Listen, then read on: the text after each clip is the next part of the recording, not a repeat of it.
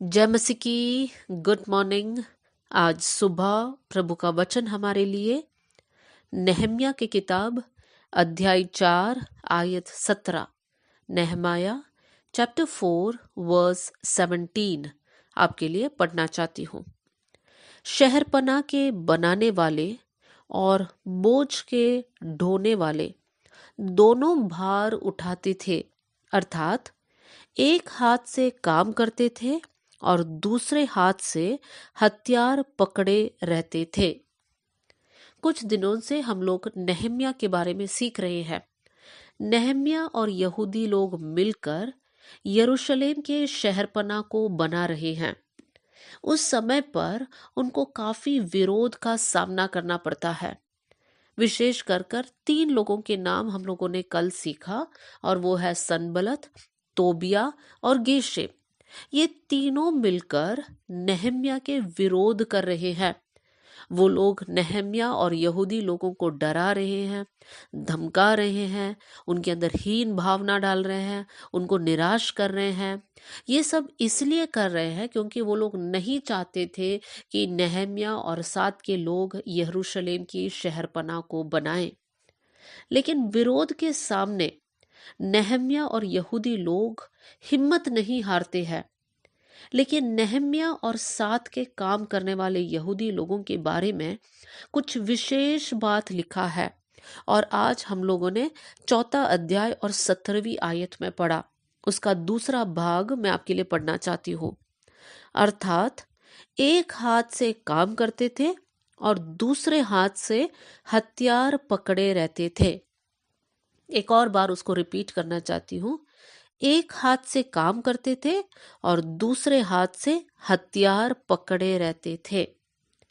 ये लोगों के लिए इतना मुश्किल था कि उनको शहरपनाह बनाना है, तो शहरपनाह एक भिंत बनाने के लिए लोग दोनों हाथों का इस्तेमाल करते हैं।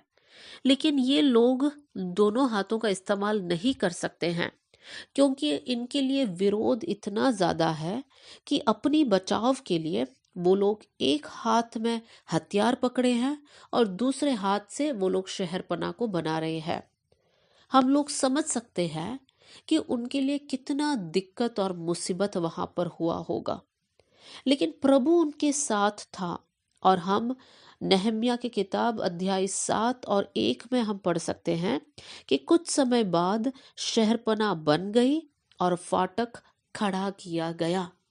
यहाँ पर हम देख सकते हैं कि ये लोग इतने मुश्किल हालात में हैं, लेकिन वो लोग काम करते हैं, परमेश्वर उनके साथ है और शहरपनाह बन जाता है। लेकिन आज हम लोग ये 2 बात पर फोकस करेंगे। कौन सी 2 बात? कि इन लोगों ने काम कैसे किया। एक हाथ में हथियार और दूसरे हाथ से वो लोग भिंत को बना रहे हैं। मेरे प्रियो, नेहम्या और यहूदी लोगों के जीवन से, विशेष कर इस आयत से हम लोग क्या सीख सकते हैं? यहाँ पर हमारे लिए एक महत्वपूर्ण बात है, और वो हमारी आत्मिक जीवन के लिए है। वो ये है, पहला, कि हमारे जीवन को हमें हर दिन मसीह में बनाना है। हमारा स्वभाव, हमारा चरित्र सब मसीह के अनुसार वचन के बुनियाद पर हमें बनाना है। हम लोग यीशु मसीह के उस दृष्टांत को जानते हैं जहां पर यीशु मसीह सिखाता है कि हमें हमारा घर वो चट्टान पर बनाना है, और वो चट्टान क्या है? प्रभु का वचन है। यीशु मसीह हमारा चट्टान है। तो हमें हर दिन हमारी आत्मिक जीवन को बनाना है। और दूसरी बात यह है कि हमारे जीवन में हमें निरंतर आत्मिक हथियार को पहने रहना है। जैसे नेहम्या और लोगों ने किया, वैसे ही हमें भी करना है। किन 2 बातों को हमें हर दिन करना है? एक है कि हमें अपने आप को मसीह में मजबूत बनाना है, और दूसरी बात, हमें हमेशा आत्मिक हथियारों को पहनना है। इफिसियों की किताब अध्याय 6 आयत 13 से लेकर 17 तक हम लोग आत्मिक हथियार के बारे में पढ़ सकते हैं। वहां पर लिखा है कि सत्य का बेल्ट को हमें पहनना है, धार्मिकता का जिलम और सुसमाचार के जूते, विश्वास की ढाल, उद्धार का टोप और प्रभु का वचन जो आत्मा की तलवार है, ये निरंतर हमारे साथ होना चाहिए। ये है हमारा हथियार। एक और बार, हमारा हथियार क्या है? सच्चाई, धार्मिकता, सुसमाचार, विश्वास, उद्धार और प्रभु का वचन। इतनी बातें निरंतर हमारे साथ होना चाहिए। तो जैसे नेहम्या और साथ के लोगों ने काम किया, वैसे ही हमारी आत्मिक जीवन में हम दो बातों को सीख रहे हैं।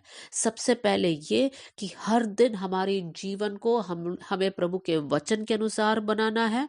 वचन एक दर्पण है, हमें वचन को पढ़ना है और हमें हमारे जीवन की कमियां वहां पर दिखाई देता है और हमारे जीवन को हमें सुधारना है, प्रभु के वचन के अनुसार बनाना है।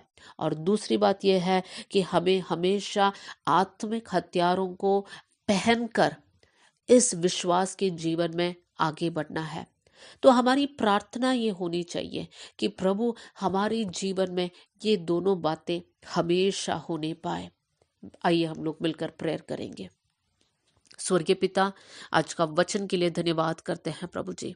प्रभु, जैसे आज हम लोगों ने सीखा, वैसे ही हमारे जीवन में होने के लिए हम लोग दुआ करते हैं। हमारा जीवन आप में होने पाए प्रभु जी।